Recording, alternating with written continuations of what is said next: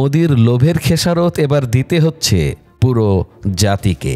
Russia থেকে তেল আমদানি করে আন্তর্জাতিক নিষেধাজ্ঞাকে তাচ্ছিল্য করায় ভারতের রপ্তানি বাজারে ঝাঁকুনি তুলে দিয়েছে মার্কিন প্রেসিডেন্ট ডোনাল্ড ট্রাম্প। এক নির্বাহী আদেশে তিনি ভারতের উপর আরও 25% অতিরিক্ত শুল্ক আরোপ করেছেন, যা আগামী 3 সপ্তাহের মধ্যেই কার্যকর হচ্ছে। এই নতুন শুল্কে যুক্তরাষ্ট্রে ভারতীয় পণ্যের ওপর মোট শুল্ক দাঁড়ালো 50%। এটি চীনের চেয়ে 20% এবং পাকিস্তানের চেয়ে 21% বেশি। স্পষ্টতই বোঝা যাচ্ছে ট্রাম্প প্রশাসন ভারতকে আর বন্ধু মনে করছে না, বরং এক ধূর্ত বাণিজ্যিক প্রতিপক্ষ হিসেবে দেখছে। ট্রাম্প বলেছেন, ভারত আমাদের ভালো বাণিজ্যিক অংশীদার নয়, ওরা আমাদের কাছ থেকে নেয় কিন্তু কিছুই দেয় না।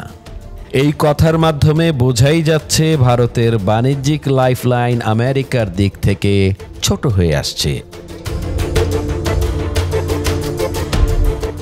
নিজ স্বার্থে নিষেধাজ্ঞা উপেক্ষা করে রাশিয়ার কাছ থেকে শুধু তেল নয়, সামরিক সরঞ্জামও কিনেছে ভারত।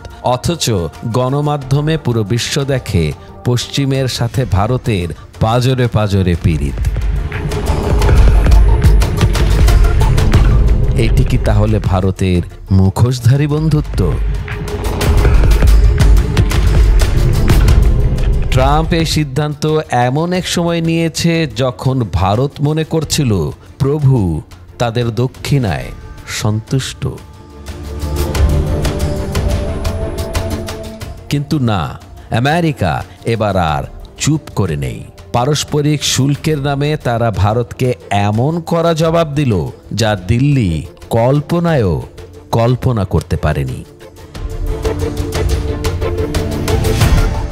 এদিকে ভারত বলছে অনেক দেশই তো রাশিয়ার পণ্য নিচ্ছে, কিন্তু ট্রাম্প প্রশাসনের প্রশ্ন হচ্ছে পণ্য কেনা আর ধোঁকা দেয়া তো এক কথা নয়।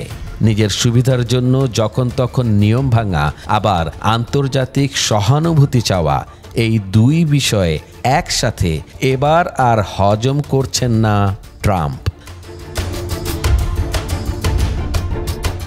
তাই মোক্ষম তীর ছুড়ে দিলেন দুর্বল স্থানে। এই শুল্কের আঘাত শুধু অর্থনৈতিক না, ভারতের কূটনৈতিক মুখোশকেও খুলে দিয়েছে। মোহাম্মদ নেসার, বাংলাদেশের খবর।